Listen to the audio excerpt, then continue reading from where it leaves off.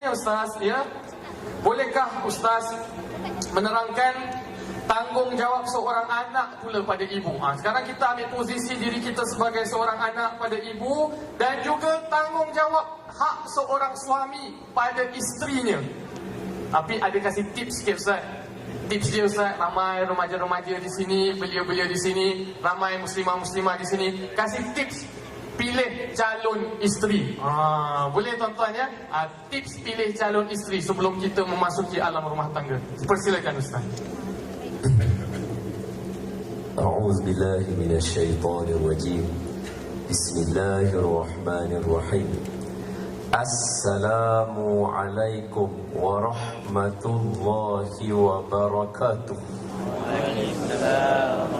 Alhamdulillah wassalatu wassalamu ala rasulillah wa ala alihi wa sahbihi wa man wala.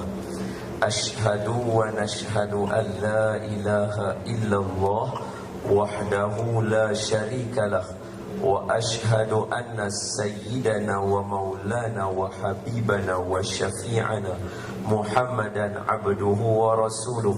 Allahumma salli ala sayyidina Muhammad wa ala alihi wa sahbihi wa man tabi'ahum bi ihsanin ila yaumiddin, amma ba'du. Fa ya ibadallah ittaqullah, usikum wa iyaya bitaqwallah, faqad fazal muttaqun. Qala Allah subhanahu wa ta'ala fi kitabihil karim, a'udzu billahi minasy syaithanir rajim. Bismillahirrahmanirrahim. Ya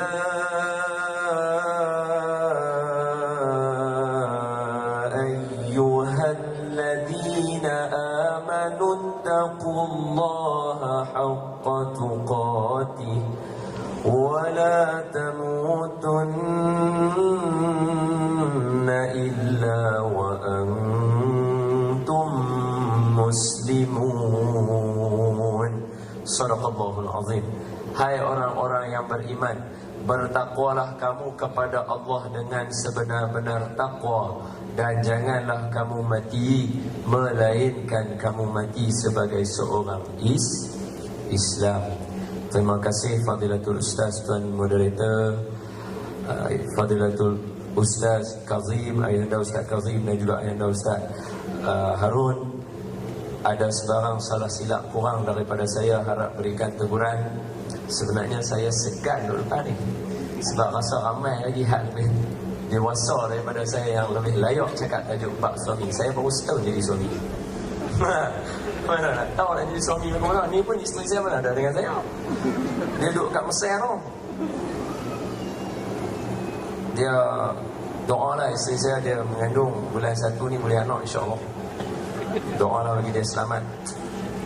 Cumanya saya nak bagi tahu secara jujur dan terus terang lah kat semua, saya baru setahun jadi suami, jadi saya tak pandai nak cakap. Maka apa yang saya nak cakap, apa yang ada dalam hadis, makna dia, hak mana yang saya baca tu, semuanya Nabi buat, kita kena buat. Hak tu je.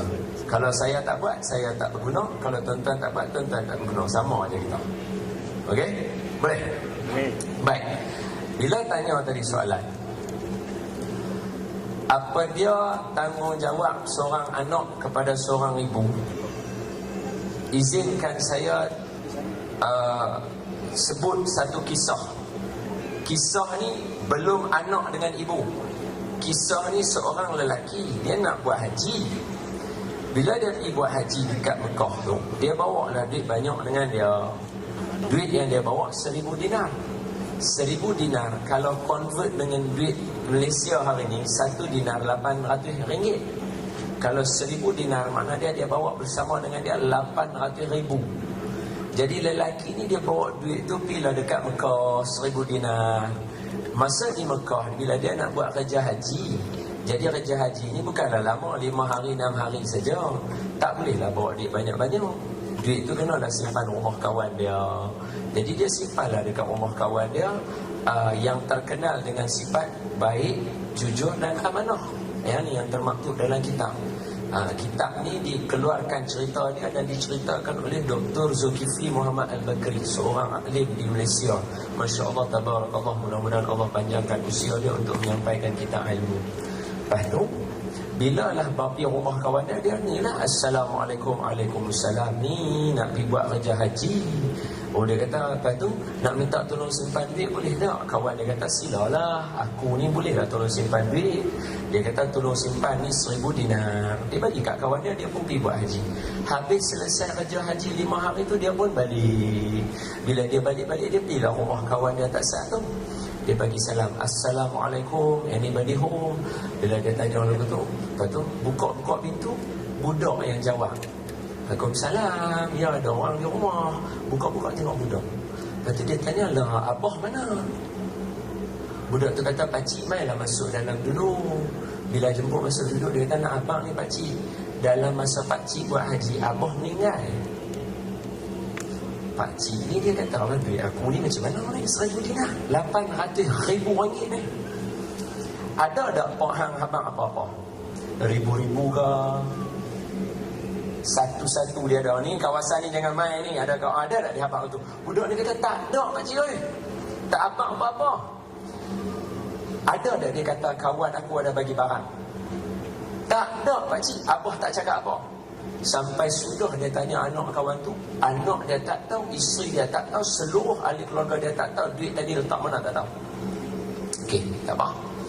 Dia ni pergi jumpa dengan seorang ulama. Dia jumpa dengan seorang ulama di Mekah ni, dia tanya. Cuma saya highlight sikit peristiwa ni di Mekah. Mekah merupakan satu tanah yang disebut sebagai tanah haram. Dan saya yakin Haji Ismail pun baru ni, kawan-kawan ni ramai ni, ayana dan bunda muslimin dan muslimat yang ada dalam majlis ni, yang dah di Mekah dan tahu di sana dia satu tempat yang benda yang tak berlaku di tempat kita boleh berlaku di sana. Baru saja doa sampai hajat. Ustaz lagi tahulah, ustaz lagi arif lah. Baru hajat hatinya sampai. Baru sampai hajat hatinya sampai. Betul tak ustaz? Jadi di Mekah ni, dia pergi jumpa dengan ulama tu. Dia tanya ke ulama tu, Assalamualaikum, Waalaikumsalam, wahai tuan syekh, saya ni simpan duit dengan kawan saya. Bila saya simpan duit dengan kawan saya meninggal, saya tak tahu duit tu disimpan mana, nak buat macam mana. Maka tuan syekh tu kata, malam ni pergi dekat Telaga Zamzam. Bila sampai di Telaga Zamzam, panggil nama kawan kamu. Kalau kawan kamu daripada kalangan ahli syurga, maka dia akan menyahut panggilan kamu. Malam tu dia pergi. Dia panggil nama kawan dia 3 kali dekat Telaga Zamzam. 3 kali kawan dia tak menyahut panggilannya. Bila 3 kali kawan dia tak menyahut, esok tu dia pergi jumpa ulama tu. Dia kata, wahai tuan syekh suruh saya panggil nama kawan saya. Kawan saya tak menyahut pun panggilan saya. Tuan syekh ni kata apa? Inna lillahi wa inna ilaihi raji'un. Aku takut dia terdiri daripada kalangan orang ahli neraka. Lepas tu dia kata, macam mana dengan keadaan duit saya? Tuan syekh tu kata, ada satu lagi tempat, nama dia Telaga Barhut. Telaga Barhut ini berada di Yaman. Pergi di Telaga Barhut, panggil nama kawan kamu. Kalau dia daripada kalangan ahli neraka, dia akan menyahut panggilan kamu. Kawan ni pun naik kuda, pacu kuda, dia pergi kutuk. Dia pergi sampai di Yaman, dia pergi dekat Telaga Barhut. Ini Dr. Zulkifli cerita. Bila sampai di Telaga Barhut, dia panggil nama kawan dia. Dia panggil kawan dia punya nama bukan 3 kali, sekali je. Dia panggil kawan dia menyahut panggilan dia. Ya. Dia terkejut. Makna dia kawan dia daripada kalangan ahli neraka. Mula soalan pertama dia tanya, oi Mat, duit aku orang letak mana? Alah tujuan dia pergi itulah, dia nak tanya duit. Bukan kira kawan tu neraka ke tak. Ada kawan tu dah selamat dah duduk dalam neraka lah, buat je lah. Hak dia tu duit dia. Bila dia tanya-tanya macam tu, kawan dia kata, hang jangan takut, duit hang aku simpan dengan elok. Hang pilah rumah aku, hang tengok di sekian-sekian tempat dekat bawah satu pokok, aku tanam duit hang di situ.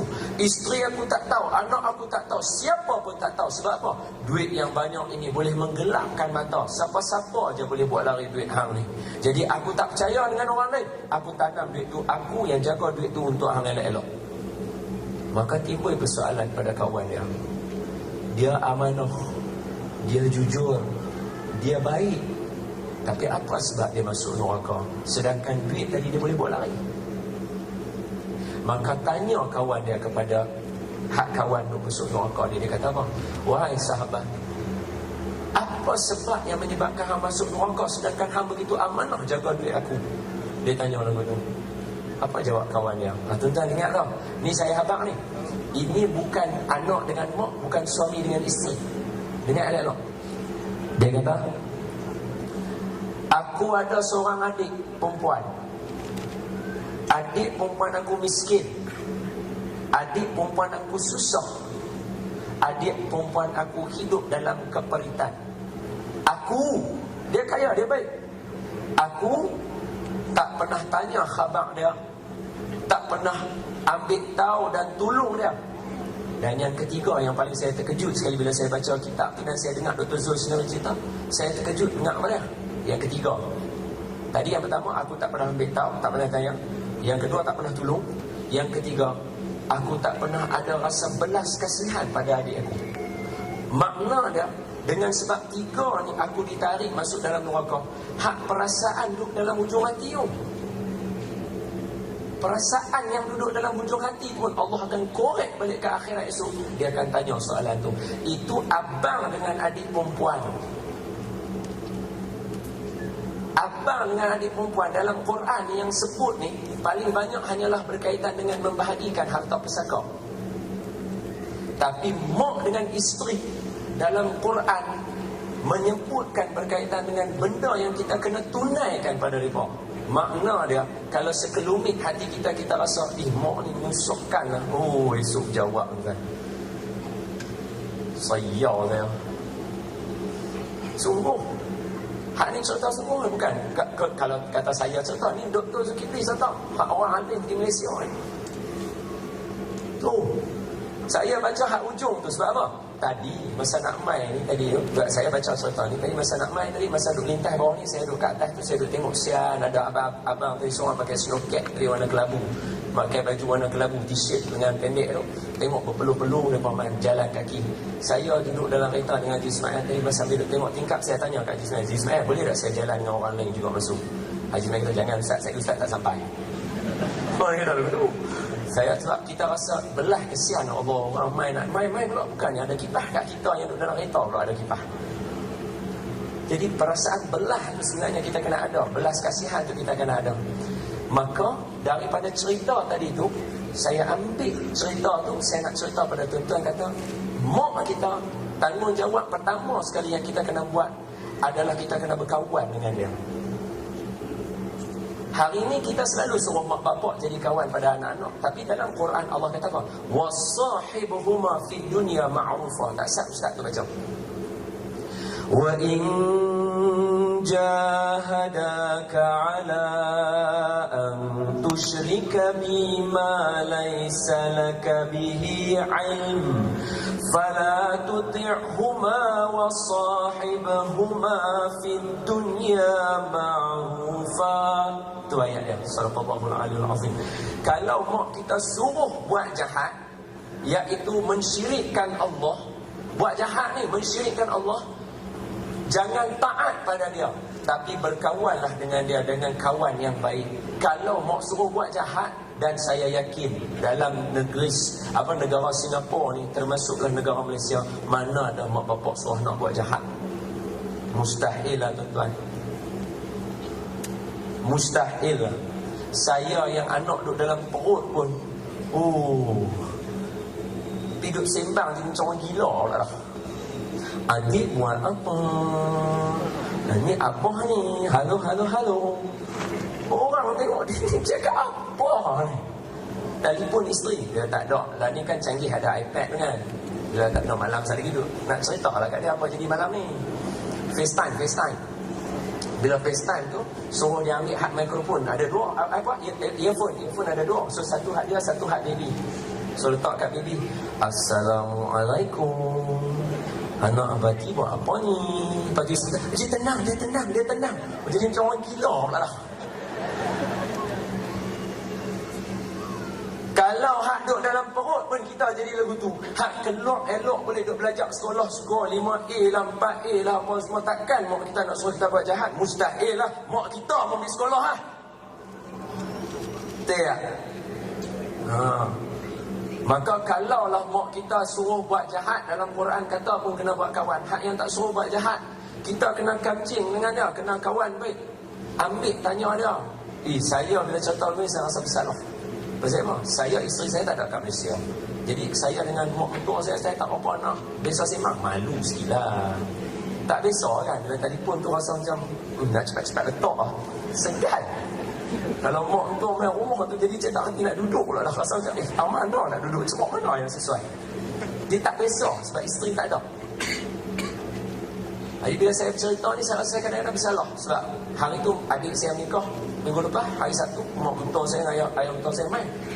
Saya dan pergi kat meja, Assalamualaikum. Dad, Mom, sihat lah. Sihat lah macam saya. Sat, saya bertengok orang lain, Sat. Saya, orang panggil apa? Penyambut tetamu.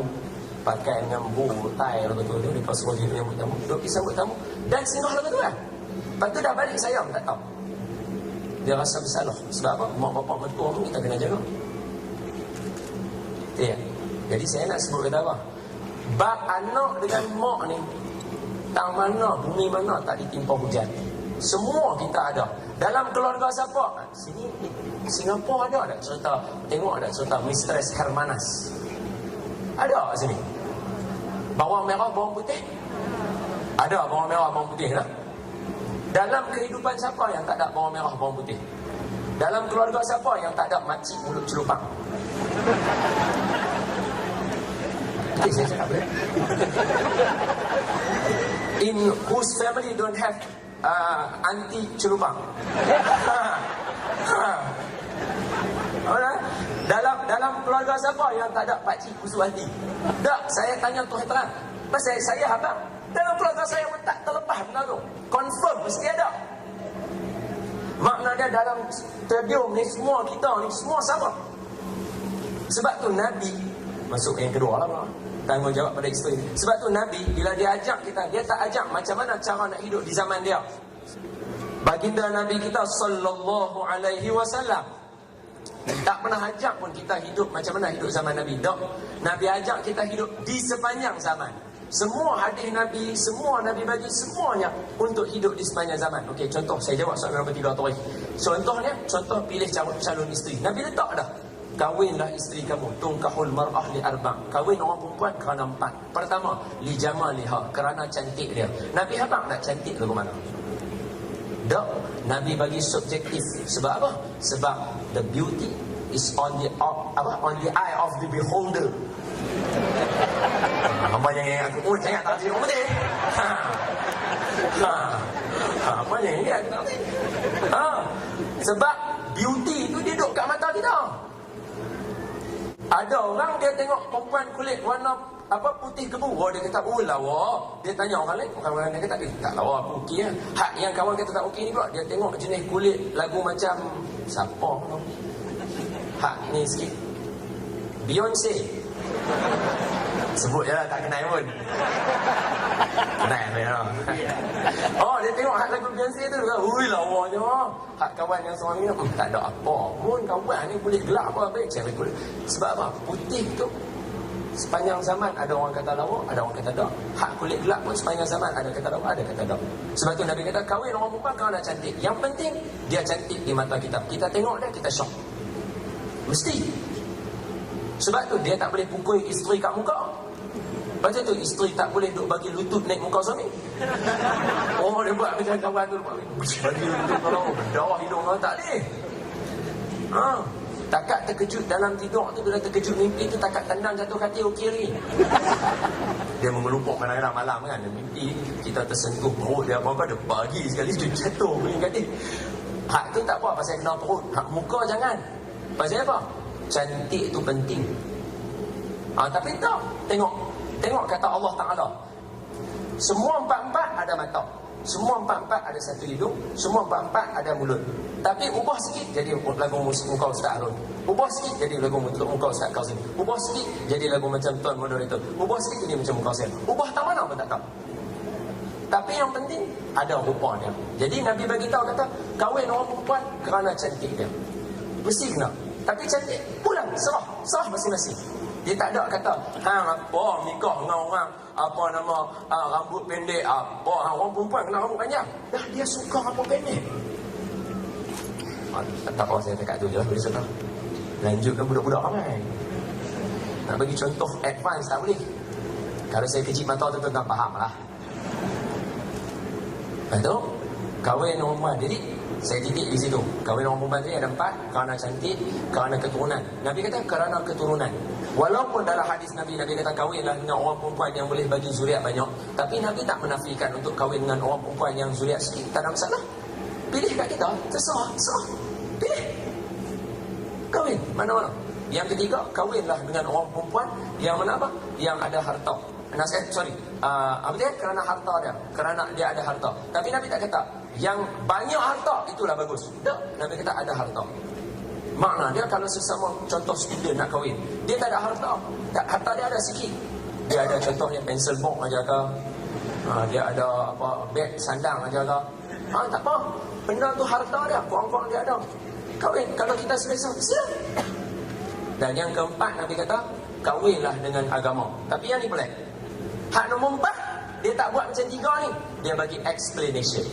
Nampak tak Nabi? Hak 3 ni ambil. Buatlah lagu mana pun. Siapa suka lagu masing-masing. Tak ada siapa salah.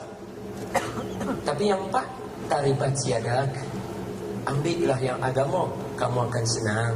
Agama Islam. Dia explain pula. Makna dia esok kalau tuan-tuan, maafkan saya lah, isteri saya mengandung, saya pesan dia, jangan lupa baca Quran. Saya baca kod jauh, hak dia anak dekat dengan dia, saya pesan dia suruh baca surah Maryam.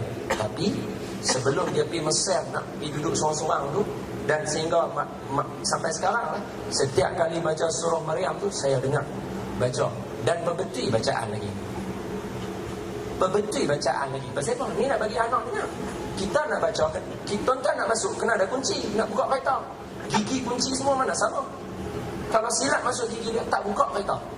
Baca surah Maryam untuk anak nak jadi cerdik. Salah makhraj huruf dia, kunci dia tak betul, tak jadi. Dengar juga tuan-tuan. Pasal apa? Agama Nabi pesan tadi, kena cari yang ada agama. Dia senangkan kita. Semua orang kena ada agama. Anak kena ada agama, suami kena ada agama. Dan yang paling saya nak ulas lagi, boleh tak sikit lagi? Boleh. Sekali tu ayah anda dua-dua tu, daripada kata budak ni budak muda bagi dia semangat cakap sorang-sorang. Kena lah aku sorang-sorang. Orang cakap dia lah, ada orang semua cakap. Dia tak tahu. Angin ni tiup hilang lah hari ni. Ni bukan yang tu. Nak abang kata, dah bukan nak abang ni. Saya nak pesan, suami isteri, mak dengan ayah dengan anak, pokok paling utama sekali tanggungjawab antara semua tu. Sebab kalau nak baca tanggungjawab satu-satu, baik tuan-tuan buka buku Jabatan Agama tuan-tuan yang MUIS sedia tu, dah ada tanggungjawab di sebelah. Sebenarnya saya nak bagi yang penting, mak, ayah dengan anak, suami dengan isteri dan anak-anak. Yang paling penting adalah semayang berjemaah. Itulah tanggungjawab dan peranan yang paling besar. Tuan-tuan cuba bayang, baru bergaduh tak kira mak dengan anak bergaduh, ataupun mak ayah dengan anak bergaduh, ataupun suami isteri bergaduh. Gaduh-gaduh, lepas tu azan masuk. Cuba tengok gaduh-gaduh tu, suami apa?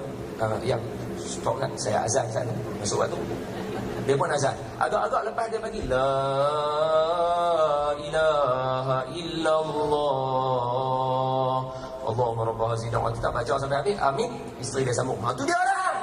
Masuk waktu buat baik pula dah. Dia gaduh. Takkan pula isteri kita bila dia dengar lagu tu terus taubat lah, dia mesti pergi ambil wudu. Hak kita pun pergi ambil wudu. Ambil wudu, dua-dua nak berdiri semayang. Takkan kok masa suami kita soft, kita berdiri, ataupun ayah kata, atau anak jadi imam untuk mak bapak kan, anak kata soft, lepas tu seorang komat Allahu Akbar, Allahu Akbar, contohnya suami komat. Takkan isteri nak kata tunjuk baik tu. Mesti tak ada lah, confirm. Sebab apa? Saya bagi contoh ni, sedangkan lidah lagi tergigit. Ini kan pula suami isteri, buang yang keluh, ambil yang jernih, baru teguh peribadi. Saya pun kadang-kadang gaduh dengan isteri saya. Allah kadang-kadang benda yang dah memang maklum orang perempuan tak reti, hak kita reti, hak mereka reti, kita tak reti. Contohnya tengok peta. Mereka duk pusing peta tu berapa kali. Dah lah kat tengah jalan kita duk bawa kereta. Orang masuk kanan, kita dah corner lah, kiri. Oh, masa tu menyirak lah darah kita. Ni ingat ni apa? Bumper car. Boleh tu buat tengok duk bawa tengah jalan. Ni kena U-turn jauh kalau Putrajaya. Bak kalau betul saya tengok. Tu bergaduh. Saya bergaduh. Tu dia lah. I suruh you tengok elok-elok. I dah pusing dah peta tadi pagi. Dia jadi gaduh. Saya kawan ni muncul tak mau tengok peta tu. Bila dia tak mau tengok kita dia lagi kat mana? Pergi lah tak mana pun. Gaduh. Habis. Betul saya dia tak mau cakap. Balik saya lagi. Buat lagi tu. Masuk waktu maghrib, azan kat rumah tu, lepas tu ambil betul nak semayang. Bila Muhammad takkan isteri nak kata tunjuk balik, dia pun mesti semayang dengan kita. Habis semayang tu kan, kita buat innaka hamidum majid. Assalamualaikum warahmatullahi. Kita pun bagi salam, kita tengok belah kanan kan sikit kan. Nampak dia duduk dalam telekung. Takkan hang nak pergi tutup dia lagi buat tak? Dia duduk semayang pun. Dia bagi salam belah kiri, nampak dia pun bagi salam belah kanan, bagi salam. Ikut kita, dia ikut kita. Tak mana yang kita tak reda dengan dia. Habis tu, angkat tangan baca doa, salam cium tu, hilang habis lah. Sorry ayah, tadi silap ni. You tengok peta tak mana pun tak apa, I boleh jalan ni tadi. Dia jadi lagu tu. Betul tak apa saya cakap? Sebab saya amalkan benda ni. Sebab saya abang, saya pun tak lari daripada bergaduh dengan isteri. Tak lari. Wallahu alam. Maka peranan dia yang tadi untuk semua sekali, anak berkawan dengan mak bapak, jaga elok-elok, jaga maruah mereka, jaga agama, jaga hubungan baik dengan mereka, kawan lah maksudnya. Hak suami isteri dengan mak bapak sekali campur adalah semayang berjemaah. Itu yang paling kena jaga. Untuk yang nak kahwin 4 tadi. Wallahu alam. Abi. Wallahu a'lam bissawab. Barakallahu fiik Ustaz. Ya. Jadi alhamdulillah tuan-tuan, jadi kalau tengah kita